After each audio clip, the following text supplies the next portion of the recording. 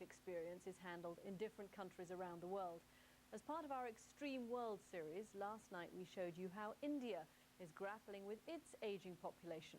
Tonight we focus on an innovative program here in the US. One hospital in La Crosse, Wisconsin is laying out options for patients and their families early in the process and then allowing them to sign directives as to the care they should receive. The BBC's Zoe Conway reports. Intubation tubes, central lines, and catheters and treatments.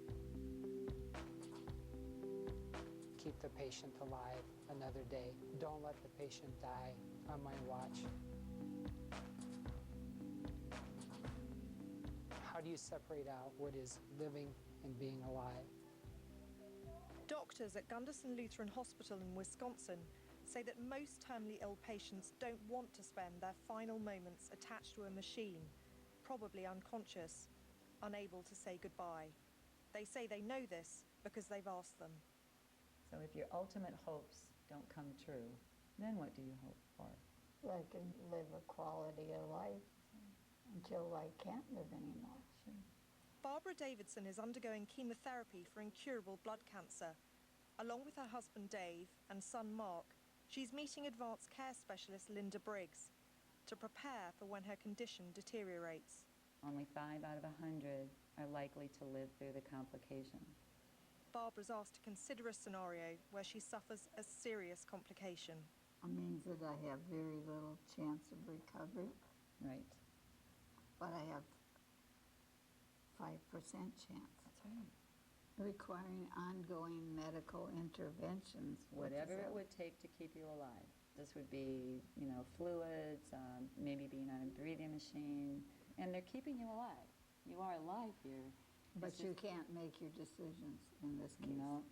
So they're looking to Mark and saying, here's the situation, here's the reality. What do you think your mom would want? I think you've already given up if you're throwing away 5%. Well, what do you think? I'd still see some hope there.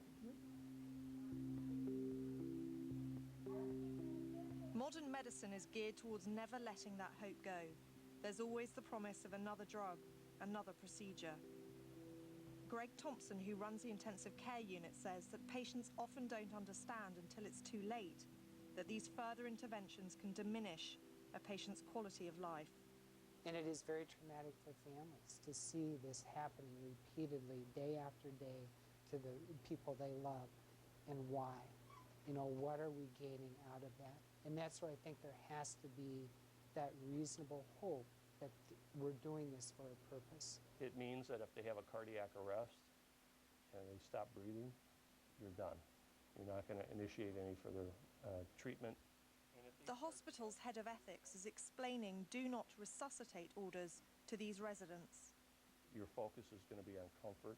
He's teaching them to go against their instincts and their training to ensure that respecting a patient's wishes takes precedence over the fight for life. Is there a bigger problem here that just as a society we don't know how to deal with death, with the idea of dying? All of the positive things are lined up on the fighting side and treating the disease side. We've tried to change that question a bit. And the question really is how can we take good care of you?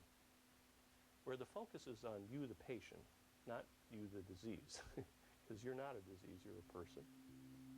This change in approach has had dramatic results.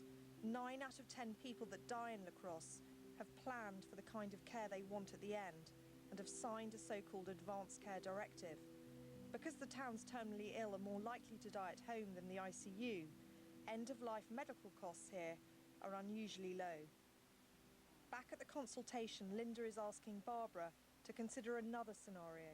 Situation number 2 then, that the cancer has spread and treatments will extend my life no more than 2 to 3 months. Number of days you live is not important. I wouldn't want to go 2 to 3 months being nauseated or in pain. Because that does affect your quality of life. I think you're saying you'd want to stop all treatment to keep you alive. What do you think, Dave? You wouldn't want to see me kept living. I don't want to keep it going. Right. Yeah, at that point. This conversation will now be written up by Linda and turned into a directive, it will help guide Barbara's doctors and her family when she can no longer make decisions for herself. No, I don't want to give up, but I don't want to linger.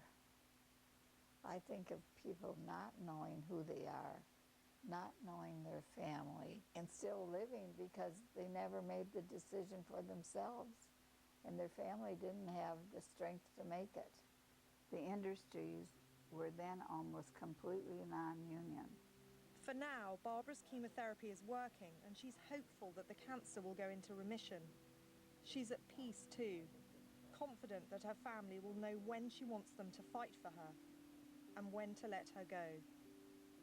Zoe Conway, BBC News, Wisconsin.